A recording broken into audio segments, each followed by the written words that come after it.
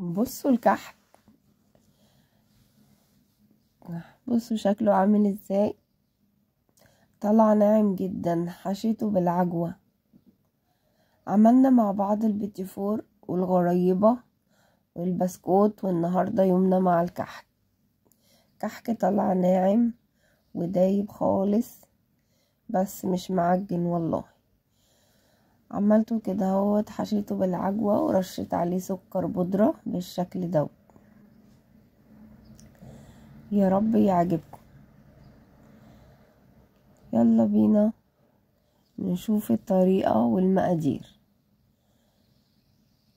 اللهم صل وسلم وبارك على سيدنا محمد وعلى آله وصحبه أجمعين في الأولين وفي الآخرين يا رب العالمين. أهلا بكم حبايبي، كل سنة وانتم بألف خير يا رب وطيبين، ورمضان كريم علينا وعلى أمة محمد أجمعين. دعوة حلوة لإخواتنا وحبايبنا في فلسطين وغزة، ربنا ينصرهم نصرا جميلا بحق الأيام المفترجة يا رب العالمين.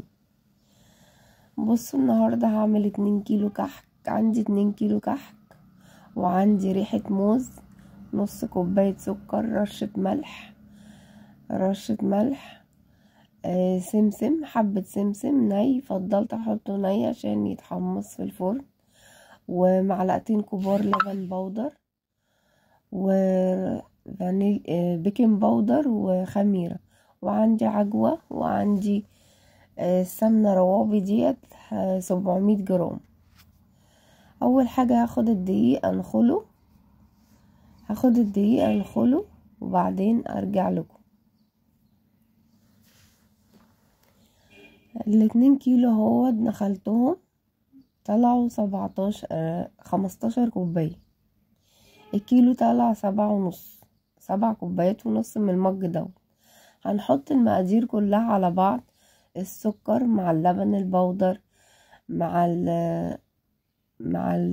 رشة الملح اهو، مع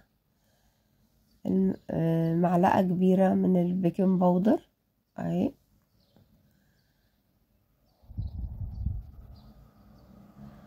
مع ريحة الموز. انا مرضتش اجيب روايح تانية ولا ريحة سمنة فلاحي ولا حاجة، علشان انا هحط سمنة فلاحي مع سمنة روابي. هخلط الاتنين مع بعض واقلب كده. حطيت السكر مع رشة الملح مع اللبن البودر مع السمسم مع البيكنج باودر مع الخميرة بقى، حطها في كوباية كده، معلقة سكر ومعلقة خميرة كبيرة ومية دافية، واسيبها على جنب اهو. الكيس كله معلقة كبيرة اهو، والخميرة هنا اقلبها واسيبها على جنب. هفتح علبة السمنة دي، طلعت 700 جرام. طبعا 2 كيلو كحك عليهم كيلو و100 جرام. الكيلو بيبقى عليه 550 جرام سمنة.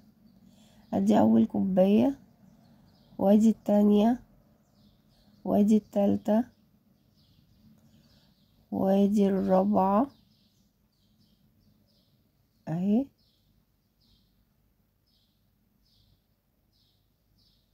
وهقلب كده علشان علبة السمنة بتاعت روابي دي طلعت 4 كوبايات وحبة.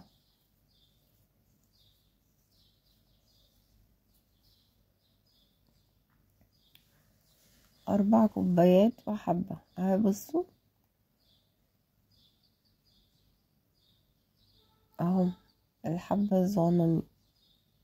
هكمل بقى بالسمنة الفلاحي كده يبقوا 5 كوبايات اهو.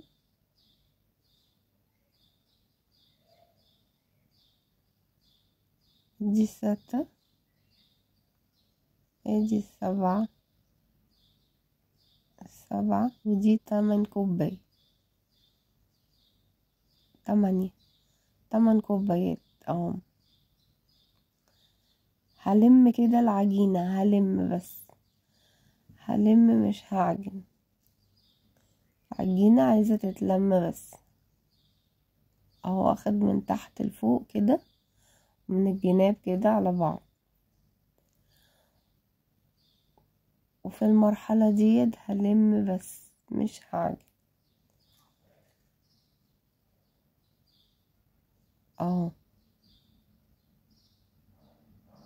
بعد ما المها كده بصوا لقيتها بتلزق وطرية خالص، فهضطر اعالجها بايه، هعالجها بحبة دقيق. بس هفضل ابس كده بحيث الدقيق كله يتشرب من السمنة، الدقيق كله يتشرب من السمنة بالشكل ده كده. هجيب نص كوباية دقيق وهنخلها، وبعدين اشوف عشان العجينة سايلة خالص. وهنا بعد ما لميت العجينة خلاص، جبت نص كوباية دقيق وهنخلها كده علشان خاطر ايه، اعالج العجينة السايلة دي خالص اهو بالشكل ده كده اهو. وهبدأ برضو ألم خالص كده من الحروف، وادخل السمنة كلها في الدقيق بالشكل ده كده اهو اهو.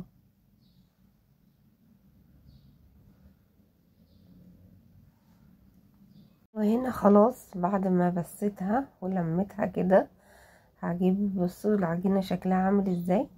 هجيب الخميرة بقى اشوفها، بصوا تفاعلت وبقى شكلها عامل ازاي.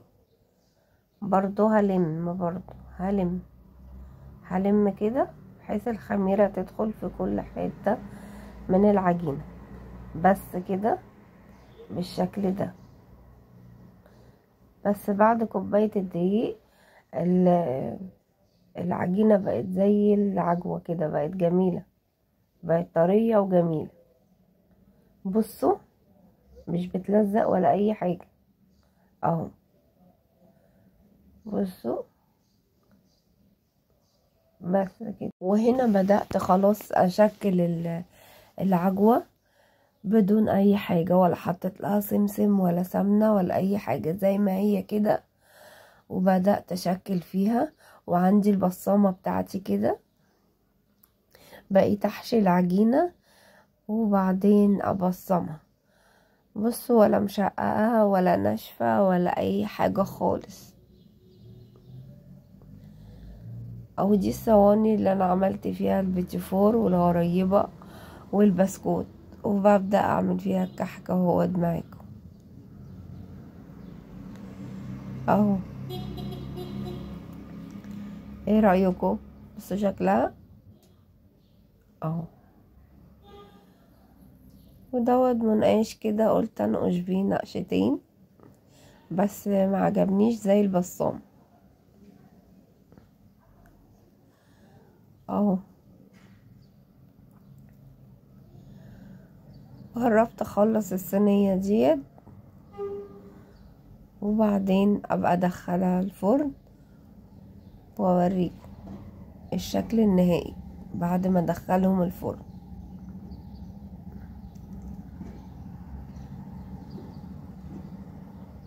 بصوا بصوا بصوا خلصت العجينة، بصوا شكلها من ازاي. وخلصت اول صينية اهي، والصينية التانية اهي،